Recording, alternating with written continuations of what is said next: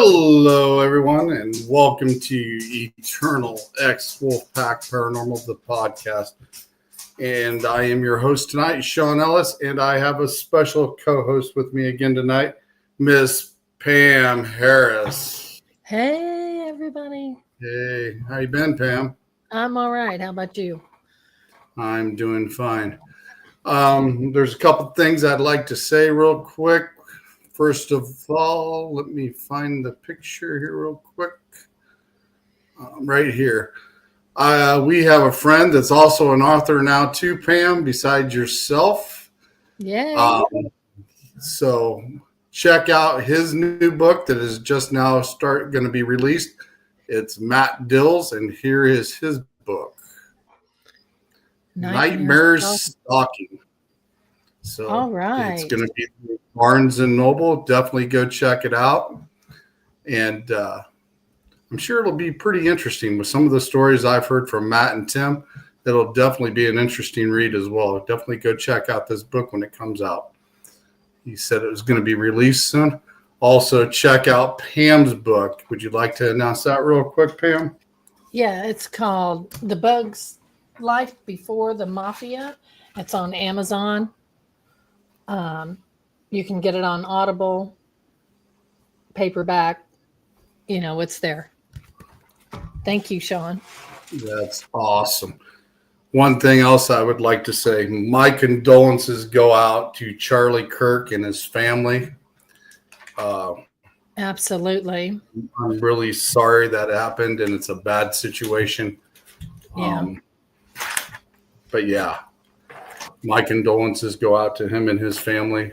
I really liked watching his podcast and some of the things he talked about and debated about. It was very interesting on the things he said.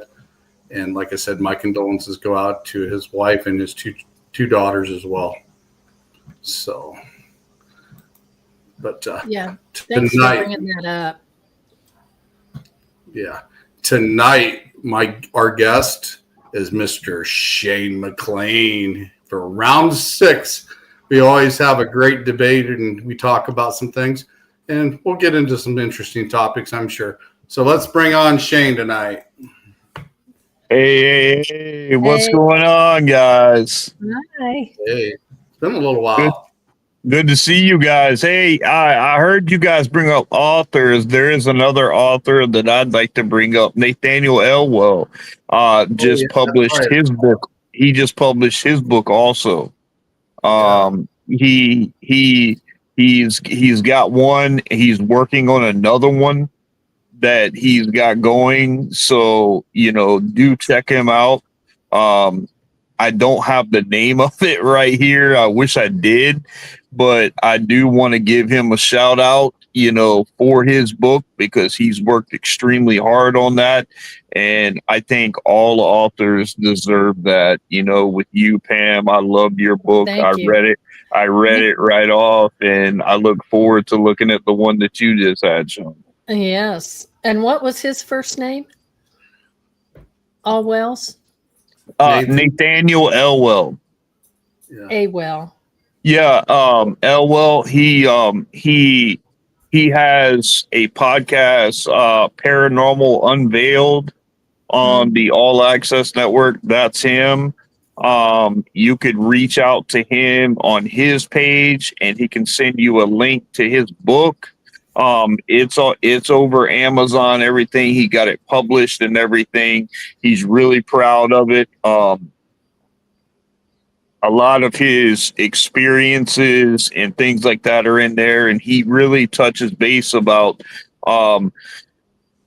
using your phones and stuff like that, in the paranormal.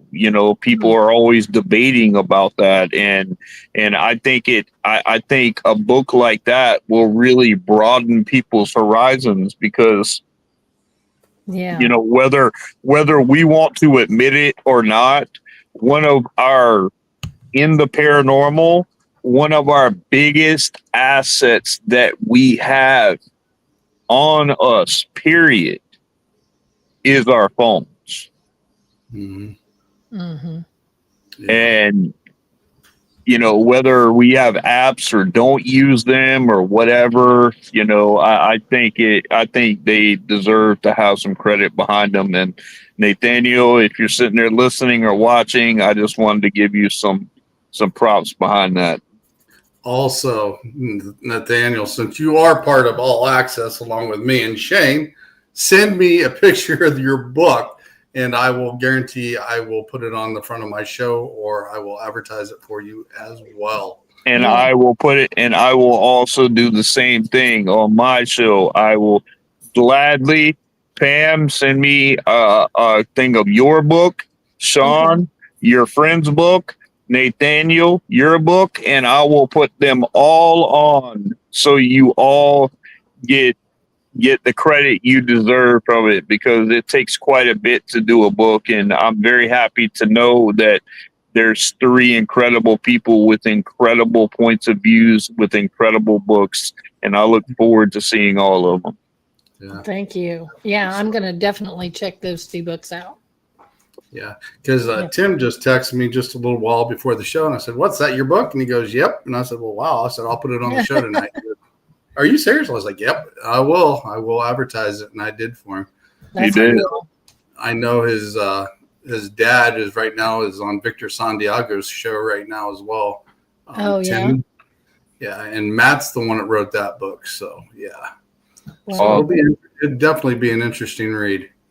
We got Christy Rico in the house. Thank you, Christy. Yeah, Christy. That's my sister right there. Thanks for stopping by. So, since the last time we talked, Shane, what's new? Well, there's a lot new. Everybody is familiar. I'm part of the Knights Templar Independent Catholic Ministries. With our Order of the Archangels, we are growing beyond measure, way more than what we have expected. We have a UK division. We have a West and South African division. We just opened up one in Australia. So we have a lot of moves that we are planning our routes around the world. And I think that's very important, because now we have set clergies in these areas that can actually help work these areas, whether it be paranormal, whether it be blessing, whether it be sacraments, whether it be anything of that nature. We have backup for you. Even with me in the paranormal, I still teach classes. I'll teach classes to paranormal teams about grounding, about protection, about clearings, and cleansings. And so we've been really, really busy, taking on new recruits, training them the right way, like finalizing our final bylaws and all our paperwork and things of that nature, and working cases at the same time. That's a lot going on. Yeah, a lot going on. Yeah. Can you give us a brief description on how you train some of your new recruits?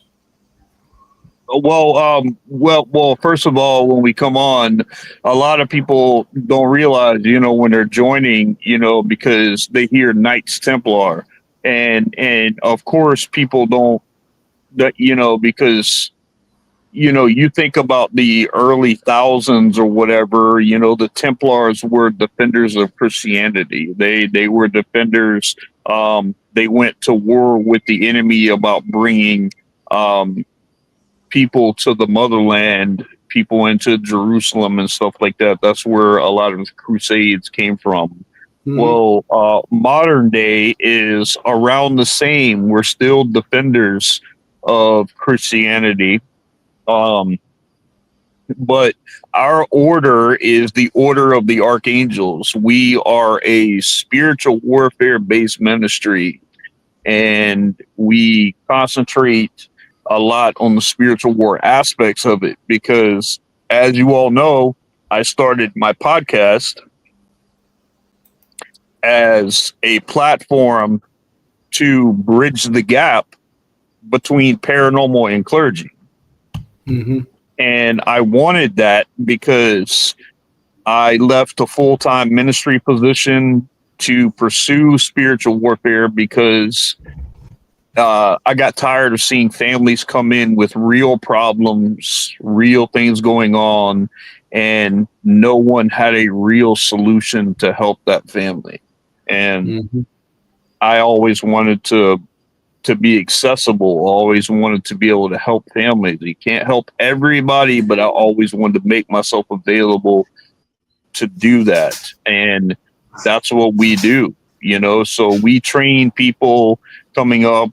They learn the basics with our bylaws. You know, they learn who we are, how we operate, the chain of command that we use. Like I said, we have like Julie Holiday, for instance.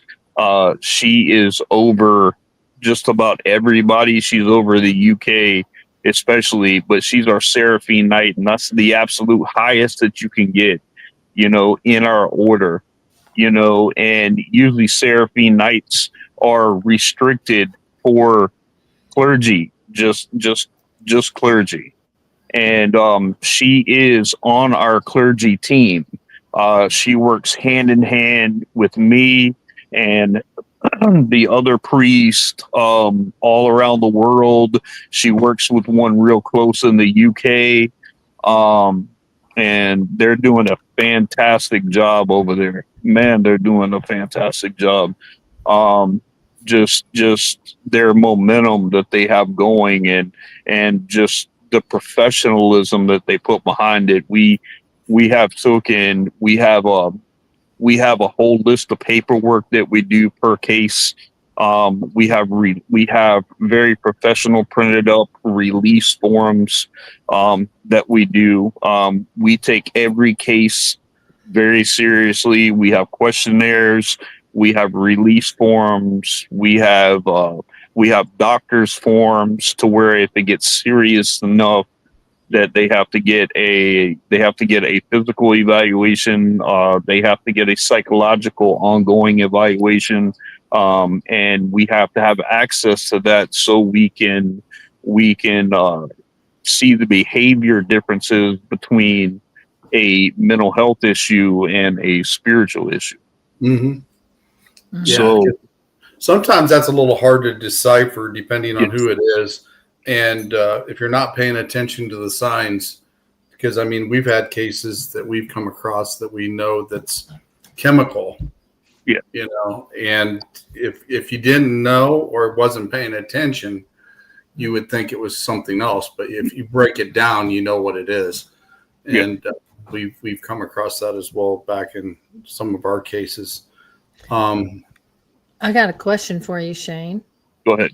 So when you look the Knights Templar up, it talks more about the Catholic Church Yeah. than anything. So do you serve people that are not Catholic also? And can you Absolutely. explain the religion? Absolutely. I'm a Christian above everything. Yeah. I'm a Christian, you know, whether being, you know, Catholic and apostolic, which we are, and we hold that very dear, is having apostolic succession. We hold that very dear. But I am a Christian for almost everything. And you know, if you have a faith to you, then we will gladly work with you. You know, you don't necessarily have to be Catholic to have our assistance in helping at all. You know, because if you're a Christian, we are more than happy to help you. So does that if would you have to be of Catholic faith to do what you do? Well, most of us that are, like, as far as clergy are, but I don't see why we wouldn't be open because we are independent. You know, we have separated from Rome. We are not Roman Catholic. We're independent. Um, a lot of independent, they are known for working with other faiths, you know, not other faiths, but like Baptist, Methodist, stuff like that. You know, we're known for working with people like that. And I don't see, you know, I came from a Baptist faith. I came from being a full-time Baptist pastor. And, you know, to accept apostolic succession, you know, was a little different for me because, you know, the form of worship and everything that you do is completely different, you know. But if you want to honor, you know, uh, the apostolic succession, you know, which what the apostles did in the first century, then knowing what the one true church is very key in understanding where your lineage comes from. Okay. So not just someone who is in, say, someone was in your Bible study and Yeah. they decided that they wanted to become a part of this group. Yeah, They're welcome to do that. Yeah, absolutely. We have now do understand, you know, we're talking, you know, because we're Knights Templar, and like I said, we're clergy, so we're on the church side of it. Yeah. But we also have an order of the archangels also. Spiritual. You know, so, you know, you can join the order of the archangels and learn more about, and then get yourself, go through RCIA or whatever, and get yourself more involved if you want to become part of the church part of it. Okay. But we are a spiritual warfare ministry, so we do want to help train people, you know, in spiritual warfare, whatever that looks like in your life. Right. It looks different in everybody's life. Whatever spiritual warfare looks like in your life, we want you to be able to recognize that. So that's one thing that we do, you know, is we see where their understanding is of spiritual warfare, and we go from there and we work it from there. Okay. Thank you. Yes, ma'am. So there's kind of been a question that's always baffled me, and you may be able to answer this, and we never really got into this much detail. Back in the day, it would be hard for people to go to churches and say, hey, I've got this situation. Right. Now some of the people are realizing what this is, but some of the churches don't want to help. And I know you're trying to bridge this gap for that specific reason. Why do you think they stepped away at the time? I don't think it's not a fact about stepping away. I don't think they ever stepped forward in the first place. Then maybe they didn't understand it. Is that what you mean? Right. That's what I'm saying. You know, it's easier for a lot of churches to be able to preach about it than to actually do something about it. You know, and, you know, to me, the Bible says faith without works is dead. You know, so what's the sense in me believing in a spiritual warfare ministry and not activate my faith and make it work, not only for me, but for other people that I'm working with? So that's why a lot of people don't, you know, churches, they're scared. They're scared of that because if they talk too much, like if you go into some churches and, you know, you're having a paranormal issue going on and you bring it up, you know, either one thing, they're gonna cast you out as a problem in that church, or they're gonna say that you have some kind of demon attached to you. And that is the moniker I'm trying to avoid people from, because in order to have like a demonic presence, there has to be characteristics that match Yeah, Right. most of what they say. And churches today, you know, I mean, whether they have kids that watch YouTube or, you know, whatever it is, you know, their vision or their thought process of demons are much different than what it truly is. And I think it scares them. You know, I think it scares them trying to step into that realm. I think they're bothered by it. You know, they can preach about it, and they will preach about it, and that's the famous verse of Ephesians 6. You know, with the armor of God.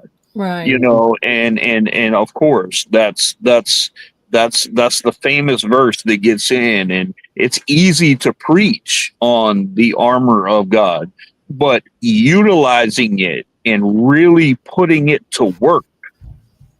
You know, if you have somebody that came in and they came in with an abusive relationship, drug addict and stuff like that, and you're preaching on the full armor of God and it strikes what they say, and then that person goes up and they said, hey, you were preaching right up my alley. I need to know more about this. And then the church turns around and says, well, we'll add you and your family onto the prayer list, and not help them at all. Right. And coming from being a Baptist myself, I can tell you that they think you're not a full Christian, Right. and they think something's wrong with you, or Demonic. Mhm. Yeah. Yeah. But I think, you know, me being Catholic, I was brought up Catholic. My mom was Catholic anyway, and then I ended up getting baptized Catholic when I turned 21. They kind of left it up to me to decide what I wanted to do, and that's what I ended up doing at the time. But back then, you know, you didn't really talk about things like that, because that's when I started having my experiences of seeing things, and that's what got me interested in the paranormal to begin with, and why I started doing what I did. And I think it's kind of one of those callings, you know. Yeah. And I know I've been taught different than you in some ways, and everybody's different from what they've done, and everybody has their own way of doing things. I know we both agree. Hang on a second. Let's baptize in the Union Church. I know we both agree that, you know, you never want to see a team go in and stir up something they can't handle. You never want to see that happen, because when that happens, you and I both know that's chaos. That's stirring up the pot and making things a hell of a lot worse. So the ones like me and you, I think it's our calling to, you know, to be able to help people when they need it. And I'm a firm believer in that. And like I said, if I don't understand something, I've always got somebody in my back pocket that I can call and say, hey, I need some advice to be able to handle this, or can you come and help me with this? So I've always got excess if I need it. Yep. But what do you say about some of these people that, how do I say, fake? They come in and do this.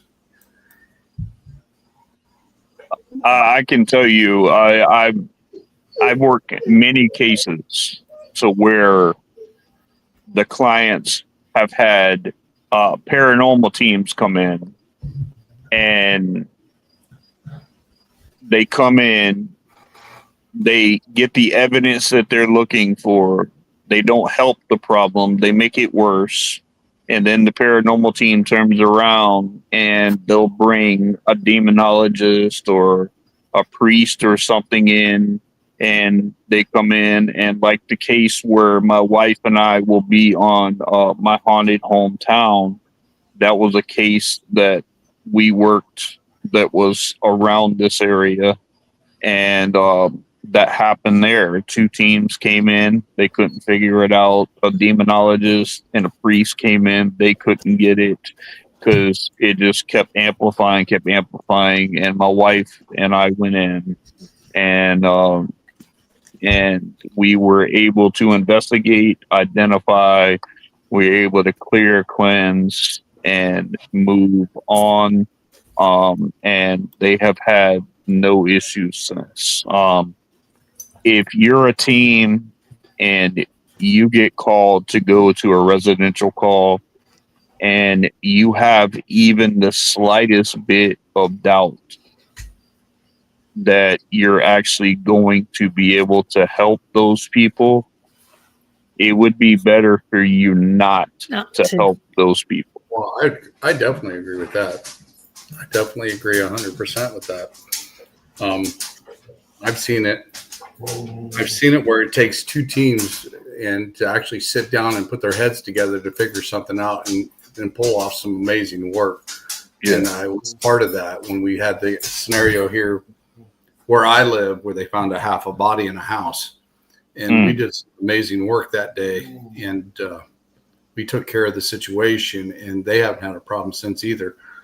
But they called us in to help them, and it took two teams, 12 hours, checking everything out and going through everything and figuring out all the puzzle pieces of why it was happening.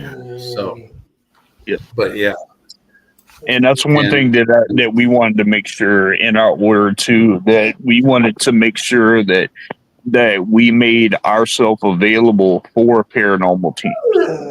For paranormal teams that don't have that kind of helping exposure to do it, if they're moving into the residentials and stuff like that, then we actually will take that paranormal team and we'll teach them step by step, the proper exposure of what they need to expose and do in a residential to make not only the homeowners feel comfortable with it, but knowing that you did everything that you could when you leave that place.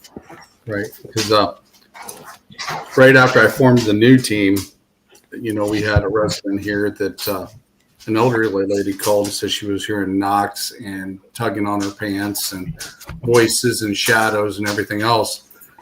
And she called us to come and check it out. So about 4 of us went there and checked it out.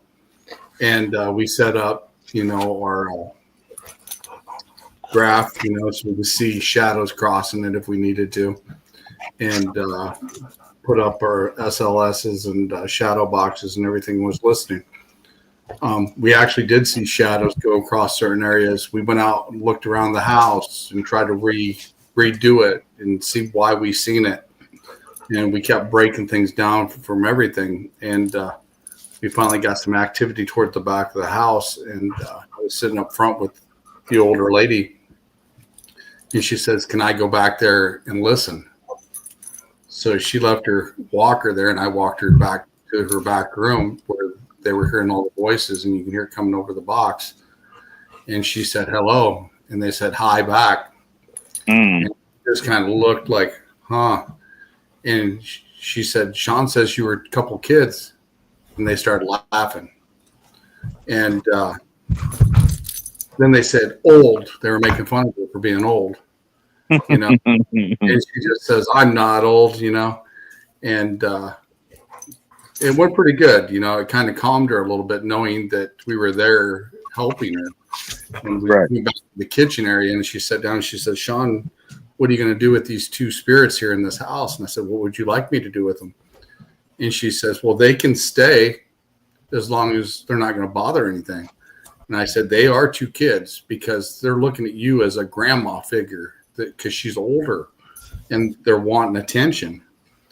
And she said because the cabinet doors would open, she'd feel a tug on her pants and she'd hear whispers and stuff like that. I said, "Play some older music." She goes, "I do. I play older music every day." I said, "Take out a child's book and read it every day." And she says, "Really?" I was like, "Yeah." And she says, "Okay." And because she was so worried we were going to find something very super bad there. But as soon as you walk into the house, it had that feeling of home. So you knew it wasn't anything bad because you know for a fact when you walk into a house and it's something bad, it's got that breath. You can't breathe. You can't. It's got that heavy feeling, but it felt home. And she says, you know what? She said, I think I'm going to take your advice. And she says, I'm going to leave your number right here on our fridge. And if I have any more problems, I'm going to call you. So I let it go for about 2 weeks. And I actually went back to the house and she opened up the door and she gave me a big hug. And she goes, you know, I was about ready to sell my house before you got here. And she says, but I'm keeping my house now. She says, you calmed me down. You told me what was going on here. And it's been a whole lot easier in understanding what's going on here than being scared.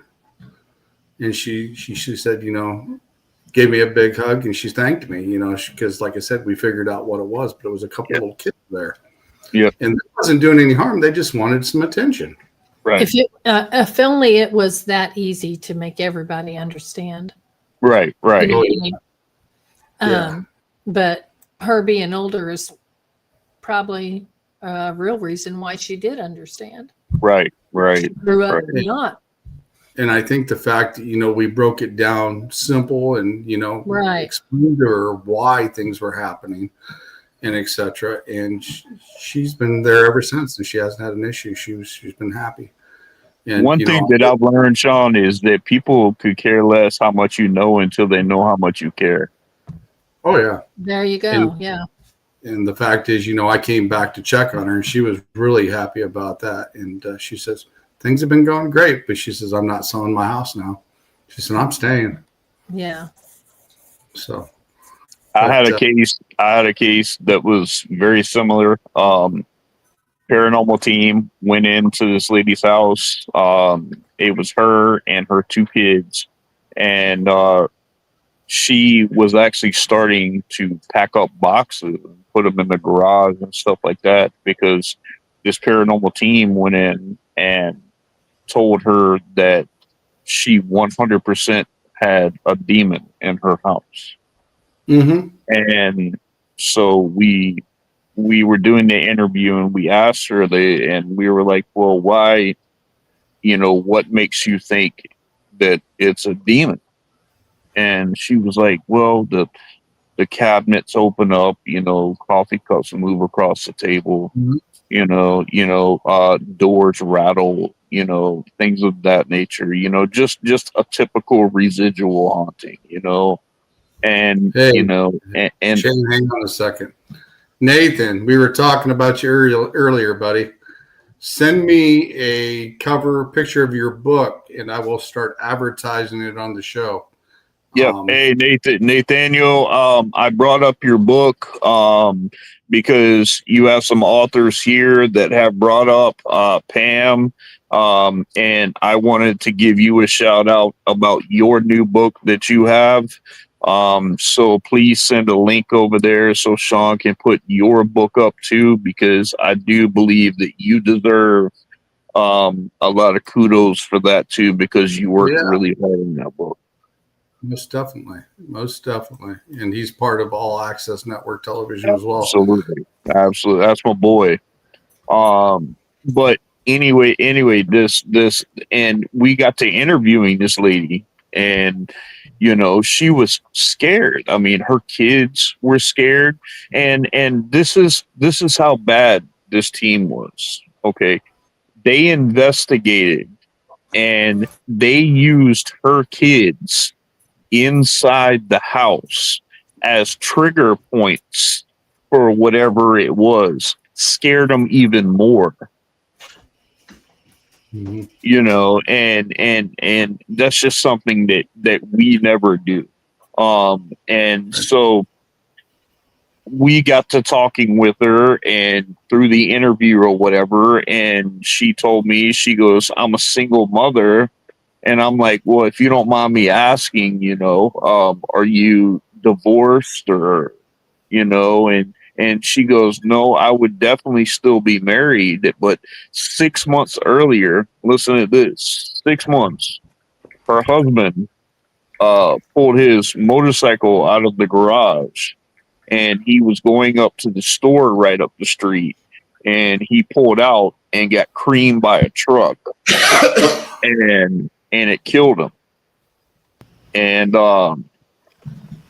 during the time where he was alive, when she was in the kitchen and she was doing dishes and cooking and stuff like that, he would play games with her by going and opening up the cabinets and stuff like that, you know, moving her cup across, you know, things like that. And she started acknowledging all that.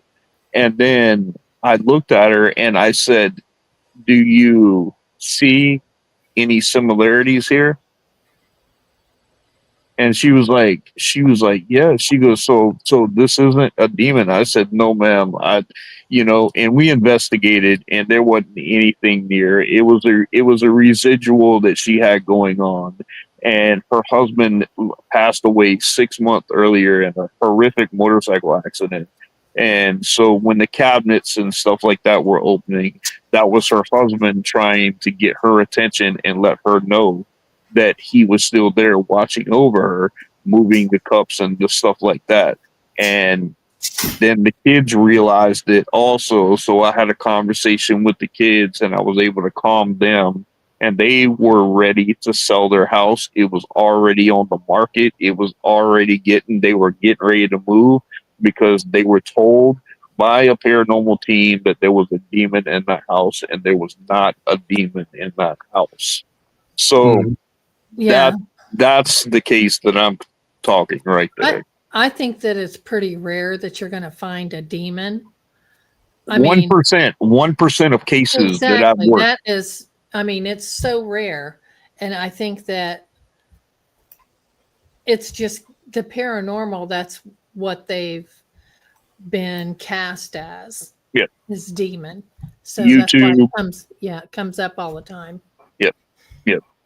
And it does, you know, there's characteristics that you look for with demonic presence and things like that. You know, I use manifestation, I use infestation, I use oppression and possession. And in the past 5 years, there's been a rise in what I like to call obsession. And that means that after someone's possessed, when a demon takes complete control over something, that they actually gain something that they didn't have before, even during the point of possession. So that when they get cleared from that, then they actually start obsessing about not having that anymore. And then that's when the demon will come back 7 times worse than what it was. And it's obsession. But they are very rare. They are extremely rare. Out of all cases, you know, and I work residentials like no other, and out of all cases, 1% may have demonic in nature. Right. I have to agree with Nathaniel here. I will be saying that residuals are the most dangerous as far as the most misunderstood, and investigators bring things into the environment due to misunderstanding that could be more aggressive. I definitely agree with that. Yeah. Yep. Absolutely. Yep. I see Christy saying stuff too. What is she saying? She said intent. That was one of them. She said humans are demons. That was another thing she said. And then it said, I stand corrected. But yeah, we've talked about this before. If you're bad in life, you're bad in death. Well, yeah, you're bad in death. So I wouldn't say it's necessarily the demon, but you're just a bad person, and you're going to be carrying that energy with you when you go across.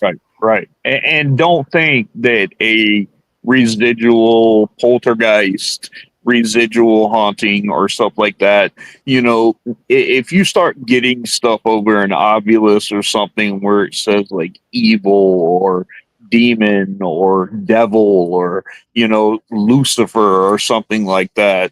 I mean, don't give that so much attention that you start to draw the fear and Right. stuff of having that in, because then they can mimic your fears, and Oh, yeah. Exactly.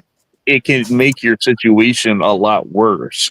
Most Do definitely. your own homework and look for the characteristics. If that comes up and you see it, believe me, if you get demon or devil or Lucifer or something like that, you will have other stuff that will happen that will manifest itself and turn into something that it definitely should not, and it will move rather fast.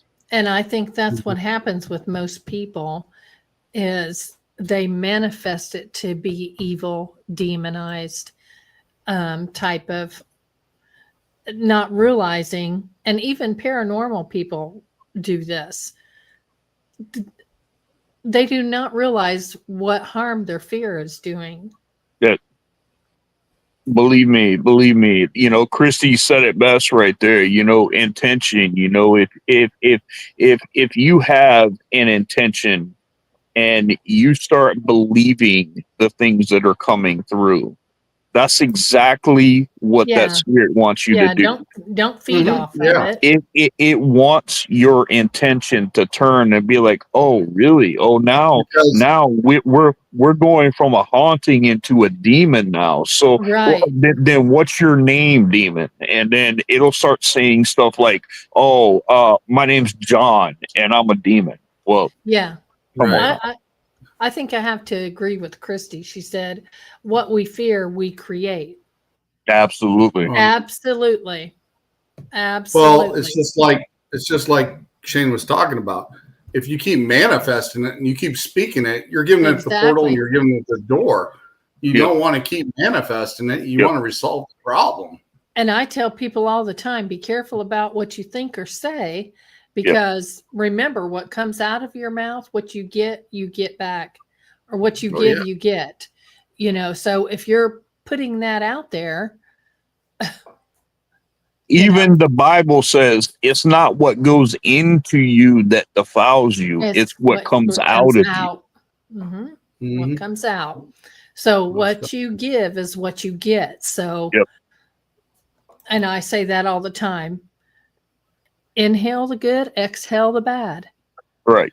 Right. definitely. And know that, Nathaniel. and guys, and know the difference. Know the difference. Right. If you're in an area and a coffee cup goes across the table and then all of a sudden you're getting demon or something like that up, let me tell you something, guys. A demon is not just going to move a coffee cup. A Right. demon is not going to just open up cabinets. A demon is not just going to shake your door handles or anything like this. That demon is trying to do something to where it goes to infestation, and then once it hits infestation, then it hits you, your property around you. And then after it hits your property around you, then it goes to oppression to where it starts affecting you. And then it plays the mental warfare games with you. And that's where it opens up to a whole nother realm.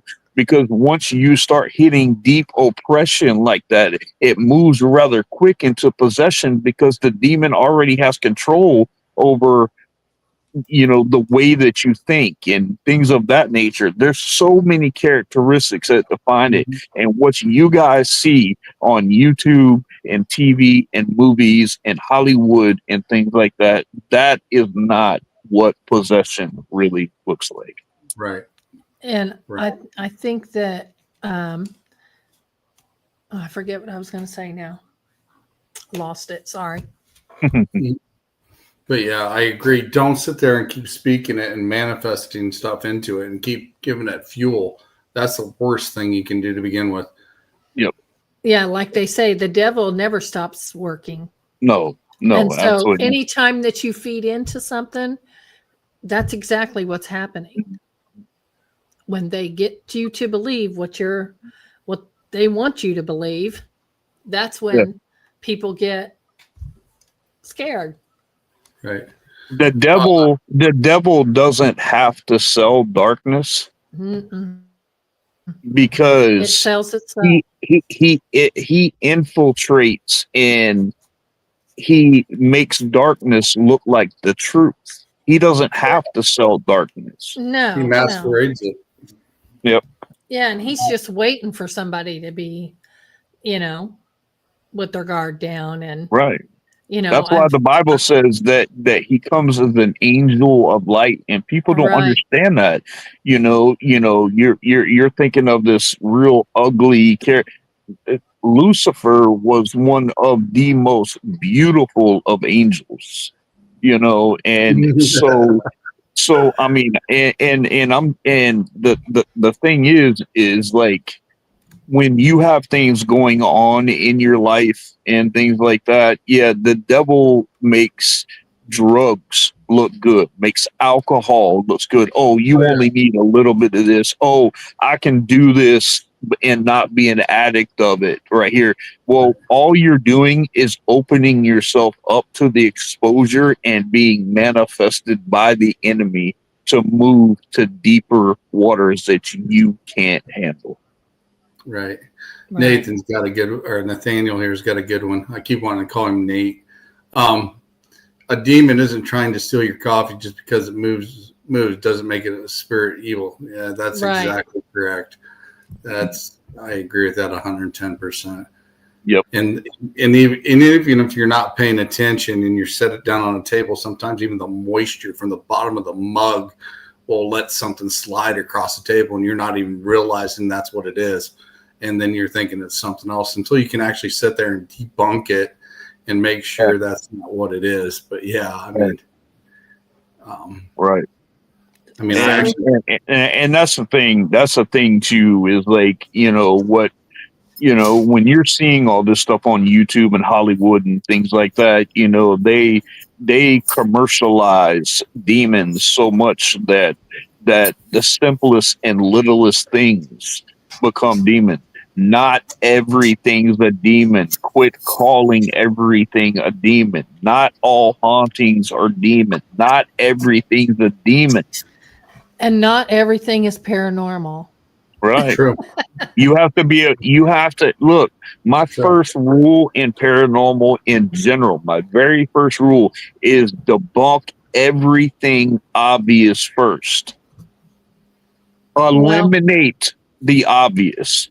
But go in with no expectations. Exactly. When you go in with an expectation, you're actually manifesting what you want to see. Right. So, Of course. I mean, that's it. But I'm talking when you're in the act and you've already got things, debunk everything that is rational first.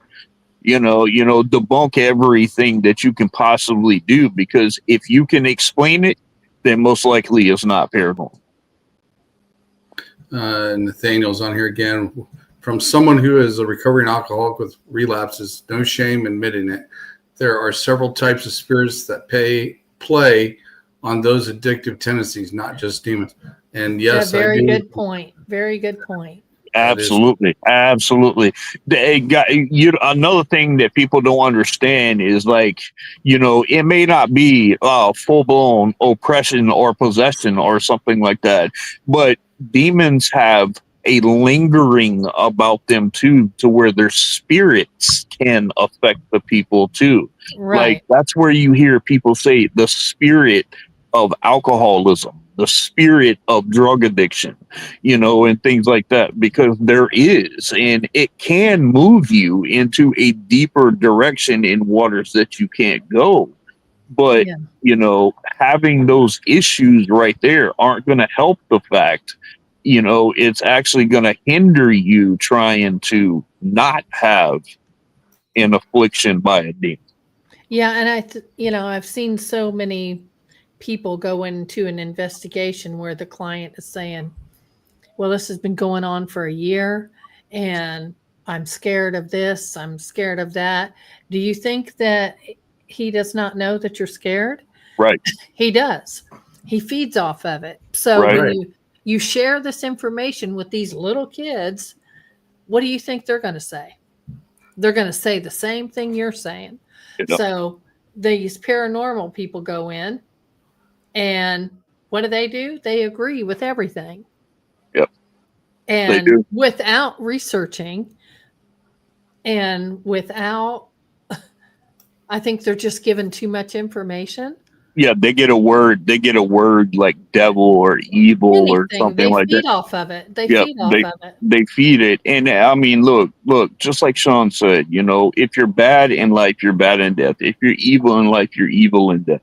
Yeah. So I mean, there's characteristics behind that, you know, and you know, it doesn't change once you pass. You know, I mean, an evil person or can do evil things even after the point of life. So I mean, don't think everything is to the level of demonic, because they can influence you just like anything else. And Robbie is correct. Don't go in thinking that everything is haunted, and not everything is paranormal, people. Exactly. And I agree. Debunk it before anything else. I mean, try to read it and everything else. I mean, we've taken apart some things before, and we've got to the point we couldn't replicate it. We couldn't do it, so it had to be something. And it wasn't a bad thing, but you debunk it, trying to take it apart, try to replicate it, see if you can pull it off, and then you go from there and you start putting other pieces together. You just don't assume, like everybody says here, you know, you just don't assume that it's paranormal activity until you take away all. Exactly. All variables. You look at everything. You look at everything else before anything is. That's why there's no professionals in the paranormal, because there's no scientific proof that any of it is a matter of fact. Nothing is a matter of fact. That's why you have to question and test everything. You have to make sure that what you're doing, you know, like people think if they take the EMF or whatever and they go inside of a door and it goes off, oh, there must be a spirit right there. Wrong. Did you check the power lines? Do you see the ley lines of the house? You know, is there a power box around here? Do you have them running through the roof? Do you have them running on the floor? You know, what's the EMF level in this house on just a regular basis? I mean, there's so many variables that you have to look at, and teams need to start doing that, because we need to get out of this ghost hunting mentality, which is just fine, and really do our research behind things, because the more research you do, the more qualified you get in understanding what is and is not paranormal. Now, recently I heard someone, I think he was on YouTube, famous person, and he said he was a professional because he's been doing it so many years. That does not make you a professional. You are not, there's not a professional in the paranormal. I'm sorry. No. That's my own personal opinion. But when he said that, I was just shocked. Yeah. Because this is somebody I follow, and I'm thinking, oh, wait a minute, dude. You of all people should know there's no professional in this. There is no scientific proof that the paranormal exists. Perception is reality. Perception is reality. The way that I perceive something might be my reality, but it doesn't mean it will be your reality. Right. So that's what we have to understand in the paranormal field. And, you know, that's what's wrong a lot with the paranormal field today, is that people they used to like to share evidence and stuff like that to put on, but they're getting so much backlash from people calling them fake and stuff like that.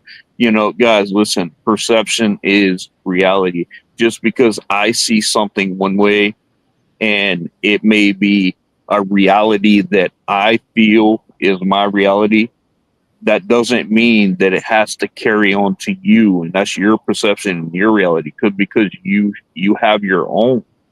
Yeah, you know, and people need to realize that everybody's got their own. Yeah, and I also think that people in the paranormal are all about getting on TV, becoming famous.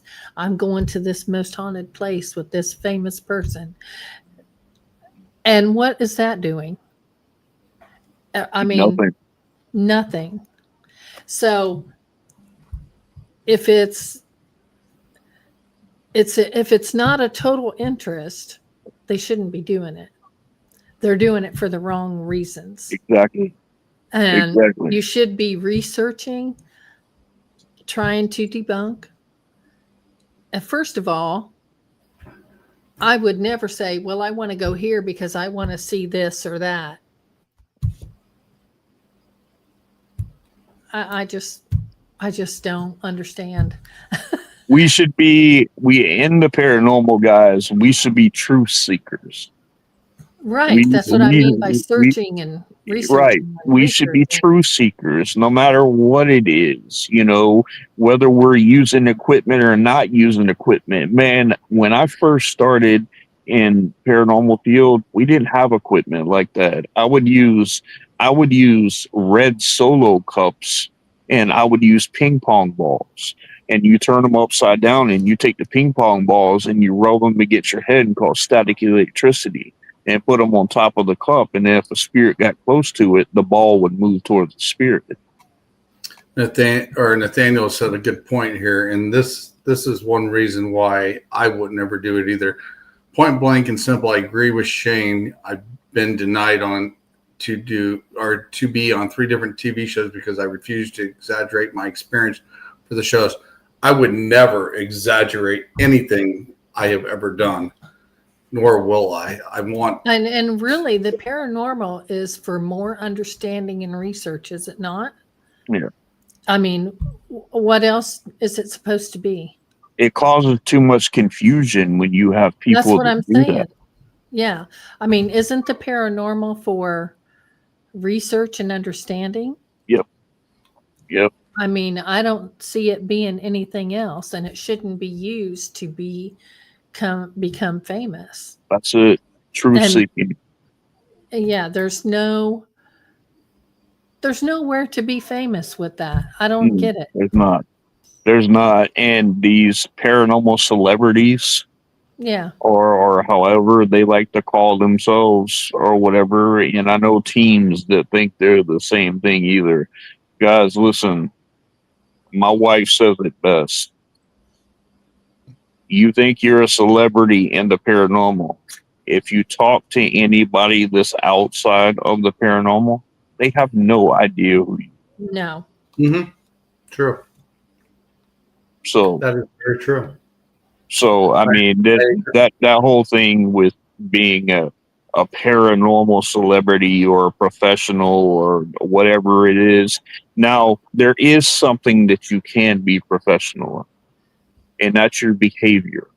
Oh yeah. That's how you carry yourself. Mm-hmm. Right. That's how you go into an investigation. That's the respect that you put behind a location and the investigation. That's the respect that you give when you go into a residential case. That's the respect that you give with the supposed spirits that are in that place. There's a difference. Being professional and being labeled professional shouldn't even come up in the paranormal. It shouldn't even be a part of it. Right. But here's, I do want to say this. Go ahead. I said Robbie Corson here says, I go to a location blind knowing nothing about its history. Do my investigation, just then check the history afterwards. Exactly. That's exactly how I do things as well, because I don't want to know anything. And we got some kids running across the house. I want to know what's there on my own before I find out anything else, because then, like you said, you can go back and check history to find out if what you found matches up. Right.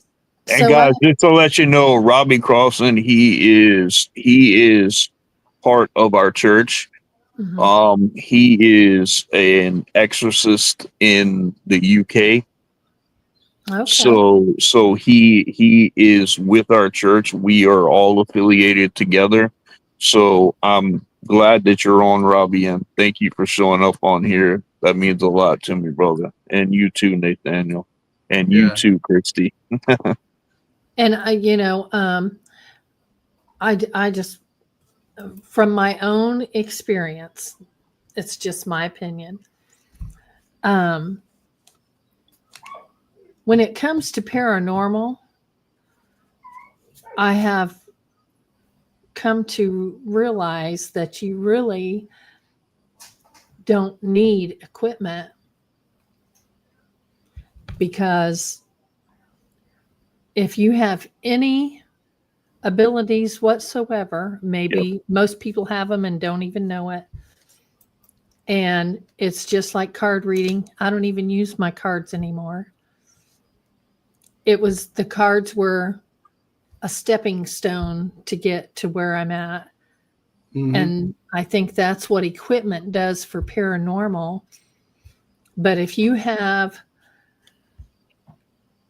someone who has been a medium for 20 or 30 years, why do they need special equipment? Is my question.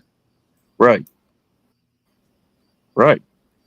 To me, using equipment is showing to the people that doesn't have the gift or not understanding that something's actually there. Right. But when you start to but when- understand it, Or that Yeah. they have to use it. yeah. And then I do agree with you. You shouldn't have to use it, but it's to get some of them to understand it, the ones that haven't seen Mhm. or understood it before. That's the way I look at some of the tools. It's to show them what you're seeing, what you're feeling, and what's there, because Right. we know what's there. They haven't noticed that gift they have to sense that, or whatever the case may be at the time. And it's not that I don't think that a medium's going to get everything on point. And there's going to be a lot of times you're going to go somewhere and get nothing. Right. Right. And so it's just my own personal opinion. That's just where I'm at. Well, I had two people that went to Waverly, and one of them was really into the paranormal, and his friend that he took with him was 100% skeptic, and they were going to do individual investigations where they were not together. They were doing individual. Well, the guy that brought the equipment and all kind of stuff like that, he got activity. He got the door shut. He got the half apparitions and pictures and stuff like that. Well, the skeptic went in to it by himself and did not get a single thing. So, I mean, does that mean that everybody else is a lie? No, because you can't make a spirit talk to you. You can't make a spirit activate you. You can't make it happen. And the thing is I love his attitude behind it. And when he came out, he literally says, "Well, I guess tonight just wasn't my night." You know what? I think that I also believe that spirits pick and choose who they're going to talk to or give a sign 100%. to, whatever. And they may not even pick that person who's got abilities. They may pick someone who is a total skeptic. Right. And you would think that would happen that way. You would think that the person that goes in with thousands of dollars worth of equipment would get barely anything, and then the skeptic goes in, and all of a sudden, boom, it blows up. Yeah. Mm-hmm. I mean, Hey, but that Nathan, it's a great way to look at things. Nathan, I sent you a link if you would like to join in on this conversation. I sent it to you in Messenger, my friend. That's cool. Yeah. Hold on one second. I'll be right back. Come on, Nathaniel. Come on, man. if Nathan would like to join, he's more than welcome. I sent it to him in Messenger, a link to the show, because I always like listening to Nate too. So Yeah, he's a good guy, man. That's my boy. yeah, I got a chance to meet him when I was up in Broadhead, and we had a really interesting conversation that day. Oh yeah, he's great. He's great. Him and I have some of the best shows. When we do our shows together, whether he's on mine or I'm on his, we have the best shows. It's like mine and yours, Sean. When you and I get together, we always produce a good show, and that's because we have a solid conversation, and I think that's how it should be. So let's bring in the man, Nathaniel. What is going on, Hey, guys? Nate. Hey, Hey. What's Pam, up, buddy? Pam, it's nice to meet you. Sean, you Shane. too. Yeah. Good to see you guys again. My hat's a little crooked. I'm sorry. I hate this camera angle. Here, I'll turn mine like that too. I figured to save you some typing there, my friend. So you might as well just join in with it. Yeah. So when it comes down to it, you look at it in a logical scientific aspect, right? We all deal with the paranormal, a field of pseudoscience. It's a science that cannot be explained, right? So when you go into these locations with these expectations based off of the myth, the lore, right? You're taking these things that people pick up on, and you're automatically assuming Right.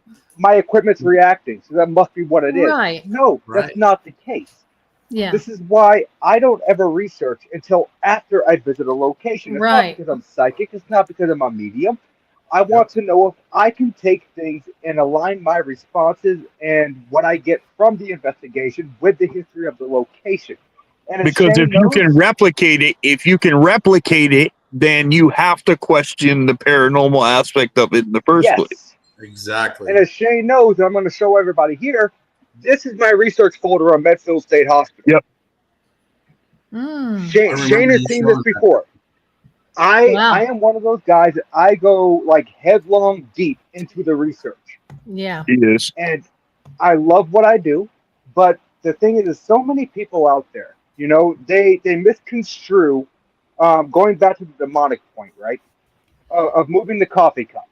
Yeah. A demon is not trying to steal your fucking coffee. Excuse the language, Shane. Or open your cabinets and rearrange your dishes. Yeah. A demon doesn't want your damn coffee. It doesn't care if it's mocha brew, cinnamon brew. It don't care. Well, they may want yours, Nate. They may want yours that want to sponsor you. They may want yours. They might. They might. So what Shane is referring to is I have a coffee brew coming out with a collab with Gruesome Brews next month. Uh-oh. It's going to be a dark roast with mocha and cinnamon. Wow. Are you going to send us some or what? You know what? Let me see what I can do. Okay? Oh man, that would be awesome. But going back to the point of not everything's a demon, right? Not everything's a poltergeist either. If you actually go back and research through the works of Dr. Hans Halser, who is one of my idols, right? Dr. Hans Halser said that anytime I'm glad you brought him up. Yes, anytime he ever investigated a case that involved poltergeist activities, it involved an adolescent female going through puberty. He then related the fact that once the puberty was over, as far as that puberty stage, all activity ceased to exist, and therefore the case was non-existent. So are what we experiencing as a poltergeist actually a spirit, or is it manifested energy through unknown and I guess you could say unrestrained sexual energies going through puberty that the child doesn't know how to contain? Right. And Nate, there's one thing I've noticed being a father of two daughters. It seems to be more normal with females during the cycle when it starts, because my daughters have experienced some of the things like that, like oversensitivity, empathic, stuff like that they're feeling around them. Yes. And they can never figure it out why, until I sat down and started explaining, this is what's going on with your body. You're starting to get hypersensitive and etc. And then, like you said, it seems to manifest around women or girls or young girls during menstrual It cycles. stops. Yeah. It does kind of uptick during the menstrual cycles. But Your when the menstrual emotions and cycle- hormones go Yes. all crazy, which causes a big spike in several pieces of energy that can be in an area. which also, for the record, Sean, Shane, and especially Pam, I thank you for allowing me to kind of photobomb your podcast here. Hey, we enjoy you coming on here with Anytime, my us. friend. We You love know, I it. got much love for you, Nathaniel. I'd have Oh, you I know. on anytime, bud. If it wasn't for you, I wouldn't even have my show. So You know That you're is a welcome fact. on here anytime you want to pop in, Nate. All but you like just gotta- when it comes down to like Shane made a comment about equipment, right?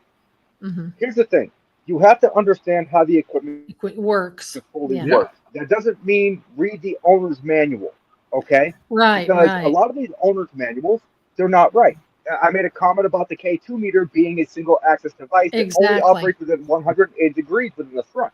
But a lot of people have the misconception that a K2 meter is a 360-degree device. It is not. And so Right. here's the thing: it could pick up from a range of 3.5 to 4 feet. So if you're in a location, right, and you have that K2 meter going, and you hit some unshielded wiring that just happens to hit within that 180-degree radius in that specific foot range, guess what? Yeah, it's going to go off. That's why you need to have a full understanding of the location that you're actually visiting. You need to look at power lines. You need to look close lane power lines. Ley lines, EMF, Ley lines. the way that electricity's set in the house. Is it in the walls? Is it in your Yes. roof? Is it Yes, going and through not- the and basement? not just- Everything. So Yes, let and me. not just that, but also the I'm glad you bedrock. brought that Because up. if the bedrock is limestone, limestone Oh, yeah. puts off its own natural EMF field. Mhm. Yeah. So that's why you need to do the deep research before you assume. Okay, Right. so me and Sean have looked into this, and we need to go back and do it again. But we were at a residential place, and we Oh. were on the second floor, and the meter, the K2, would only go off in the middle of the wall where there's nothing there. There's There's no nothing wire. outside. No wires, And no if nothing. you put the EMF on, say, an electrical plug-in, it wouldn't get half as much as what that spot was. There's nothing there. There's nothing outside. It's in the center of a wall with nothing Hey, there. Gwen. And the plug-ins are on the opposite ends. Hey, Thomas. Thomas and Gwen. Hey, Thomas, So- what's up, buddy? Thomas Hey, is And a there's no weirdo. power So- connection to even the house outside on the wall or anything No. in that area. There's no So- crossing power lines above the house. Not in that location. Not in that location. They were on the Far side. far front of the house. Mm. They were not in where we were at. And we've Interesting. never figured it out. And the K2 So- would really jump high, So and do you have only in that spot. So curiosity, do you have availability to visit that location again? Oh yeah. We're going to go back. Okay, so if you do, I can teach you how to make what's called a homemade electroscope. It's very Okay. easy to make. It is kind of like a rudimentary EMF detector. It actually will react within anything that is within, I think it's like a half a foot range. So this is going to be your most accurate detection. And it's really simple to make. All you need is a mason jar with a lid, some 6 centimeter or 6 millimeter copper wire, and 2 pieces of aluminum foil. Okay. Got all Conductor. that here. Yes, Yeah, you're yeah. basically conducting the EMF. It connects with the copper wire, and then it will make the foil separate once you hit a pocket of EMF. Yep. It's very simple to make, and let me tell you, that's going to be your most accurate EMF detector if you want to kind of, I guess you could say, track down that perspective to a pinpoint. Okay. So There is no wires in the wall there's in that nothing in location. the wall. There's nothing in the wall. Nothing outside of the house. Nothing. It's very interesting. We'll have to show you the video, but Yeah, I'd love to see it. yeah. Yeah. Um, Yeah. And there's no electricity in the house, period. There No, is, but just not in that on spot. that wall. Not on that There's wall. no outlets, no nothing, no connection on The the No outside. outlets floor, on no the floor opposite- base, no floor base, nothing. No, the electrical is on the opposite walls. Nothing on this wall. So the thing Interesting. is even if there was, Shane, to your point, electricity in the house at one point that was cut off, as far as no electricity running It to would it, still show. you're still going to have residual Right. electricity running through the wires. Right. So you may not get an accurate reading. It's going to be less than what it would be if the power was turned on, but it's not going to be accurate. Well, it would spike so high is my Yeah. thing. Because I know that there would still be, if there was old wires in there, Right. even if they were cut, they would still show something. Yeah, because But even the knob and EMF tube, got higher than what it would on an outlet. Mm. that's pretty interesting. Because even knob and tube, no one uses knob and tube I nowadays. know. I had knob and And- tube in my old house. Yeah. And knob and Nice. tube sometimes Mine. will spike up to like the 5 milligauss range if you get close enough. Oh, yeah. Yeah. Yep. So I don't know. We're gonna go back, but we're gonna have to call you or something when we go. So Call who? Me? yeah, you. Feel free. So that's one thing that we have done that we have never debunked, and Sean has the video. He probably could send it to you. So I agree Yeah, with Thomas on that. You use the thermals for spots to be sure, but here's the thing, Thomas. Thermal cameras, even thermal attachments for your smart devices, like It's yours, Yeah. are so expensive. Yeah. Yeah. So not everyone Yeah, can afford that kind of technology. Right. I'll have to dig up that video. It's probably on my hard drive for sure. Clears are not cheap. No. And I got scammed a few years back. I thought I had a FLIR thermal attachment that I bought for my iPhone. I spent $230 for it, never received it. Turns out it was a scam. So Oh, wow. it happens. It happens, Wow. unfortunately. That's not Yeah. cool. That's definitely not But cool. yeah, it's not cool, but you know what? It's a learning experience. Not to Yeah. buy Yeah. something through that's a dealer that's not reputable. Well, you got to remember one thing too. Karma will come back and get them for doing that crap. in Oh, time. for sure. For sure. For sure. And I'm so glad to have met you. I mean, it's so interesting that you can teach us how to do that. Oh, who, me? Yeah, Yeah. Nathan is full of information. Who, Yeah, who in the Nate, world Nate, Full wants of Nate to meet me? Daniel, tell them about your book. Yeah. So my book is called Downloading for the Dead, Investigating Paranormal Applications. Basically, what I did was I went through and I downloaded paranormal applications on the smart devices, and for painstakingly, some of which ended up great, some of which that I regretted ever testing, over 2 years on my YouTube channel, and I released a book that basically goes about my experiences in testing these applications, and I can tell you which ones that I think could possibly be used during a paranormal investigative setting, and which one you should completely avoid. Okay. And I've got a volume 2 coming out. I've already wrote the first 3 chapters. See, That's amazing. that's what I'm saying. I mean, like, this That's guy's amazing. busy. He's busy with it, and I think it's well worth the read. I think you should definitely look at it because will. the whole myth behind do they work or don't they work. I mean, I think it has a lot to do with Well, here's my, to your point, Shane. Here's my thing. Like, there's an application it's only available on iPhone called the iObelisk, right? It basically operates the same way that a physical obelisk device would work, only based on the sensors within your phone. So people tell me that applications don't work because they can be downloaded to your phone. So you're telling me that your phone, which probably has more sensors within it than any device True. you can purchase on the market, because you have touch sensors, you have movement sensors, you have vibration sensors, you have light sensors, you have all of this stuff. You're telling me that a device that you can hold in your hand will work better than a device that you can hold in your hand? This is True. I found that video, Sean. Okay. Yeah. It's crazy. Yeah, send it to Nathaniel after the Yeah, show. please send it to me because I'd be interested. But guys, I've got to jump off here. I got to be Well, to thank work. you for jumping on Yeah, with us. no, Yeah, thank you, absolutely. Nathan. Absolutely. I got to be up at 4:30 in the morning for work. So Yep. Okay. It's always good seeing you, brother. no, I greatly appreciate the random photo bomb or video bomb, I guess I should say. But Shane, Sean, you know I love you. Pam, it's nice to meet you. Nice to meet you. Hey, just Please, remember something, Nathaniel. I do what I want, man. yeah, I know. But Pam, add me as a friend on Facebook if you ever want to Okay. communicate. I mean, we can work stuff out. And I thank you guys so much for having me on. Thank All right, you. brother. We will Hey, be checking thanks for out your coming book. on, man. No, absolutely. Congratulations soon. on your book. Yep. Thank you Congrats. very much. Thanks, Send brother. me a picture of that so I can advertise it for you, bro. I got you, brother. I will send it to you as soon as we get off here. All right. Have a great night, bro. I Bye, mean, you man. too. Bye, guys.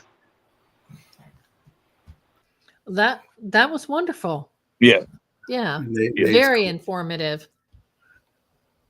he's amazing. We put on some of the best shows, you know, with him on mine and me on his. You know, we never have a dull conversation. It's like the conversations that Sean and I have. You know, when we first started this, we wonder how each other would go, and some of the best shows that we've had are with each other. Oh, Oh, yeah. yeah. Most Yeah. definitely. Most Yeah. definitely. Most definitely. So we are past the hour. We're almost Yeah. into the half-hour mark. So I kind of stole a page out of Nathaniel's book. He always asks a question. So I have a question of my own. So I'm going to ask you this question, Shane. One thing in the paranormal that you would change if you could.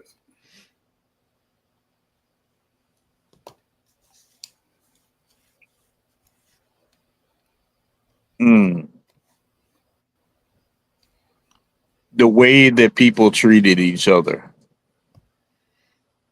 So far, that's been the number one answer.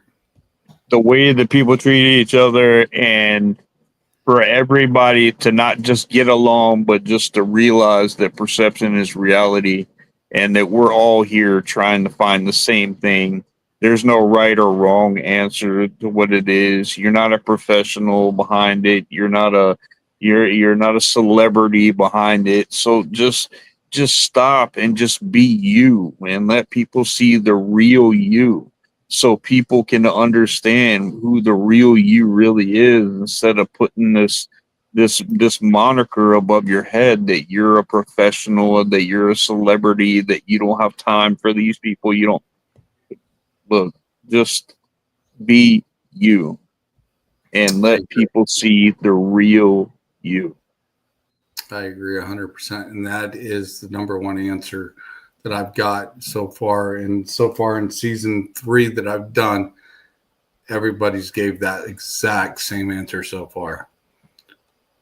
Miss Lori Bragg is in the house. Better late than never there, Lori. Hey, better late than never. So, but I do want to say one thing. I'd like to just say thank you to everybody that stops in and supports the Eternal X Wolfpack Paranormal, All Yeah, thank Access you, guys. Network Television, and even Shane and Pam as well. With, you know, go check out Pam's new book, check out Matt Dill's book, check out Nathaniel's book. Absolutely. And like I said, thank you everybody for stopping in and all the support you guys have given me for the last couple of years. I really appreciate it. And hope to keep doing this for a while. We'll see how it ends this season, and we'll go from there.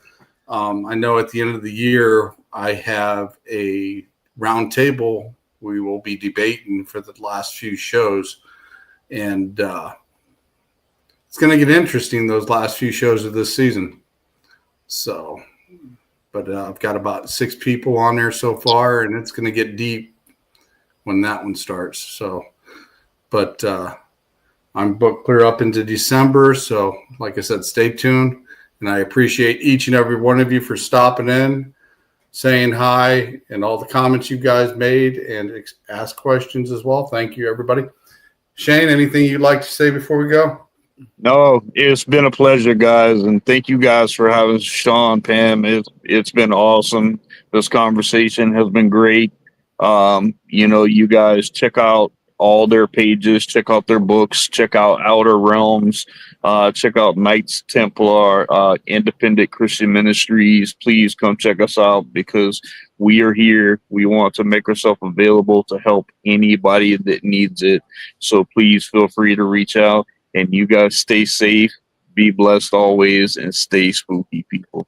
You too. Give Angie our love too. Definitely will, guys. Thank you so much. Okay. Okay. Thank you for stopping in, or Shane. Definitely for sure. Thank you. All right, Hey, guys. anything you'd like to say before we go off the air, Pam? I just want to thank everybody for stopping in and thank everyone for all their comments. It's been a great conversation, and Definitely been a I hell of a appreciate everyone who is checking out the book. Thank you so much for that. And that's what I got.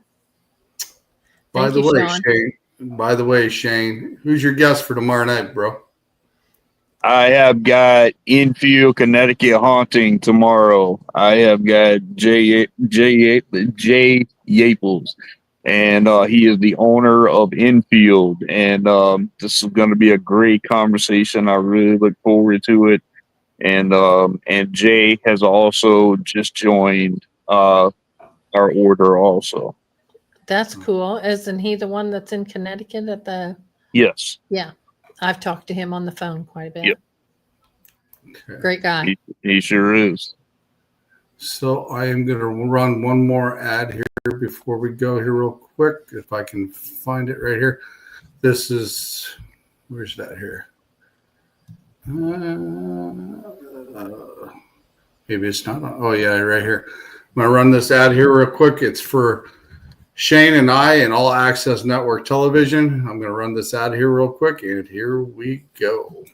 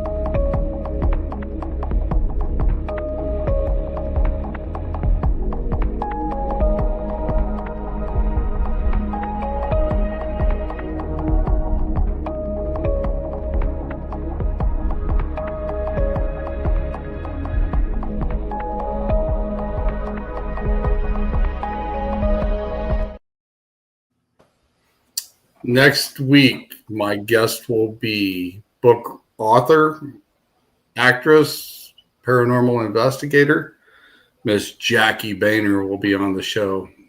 So come check us out next week.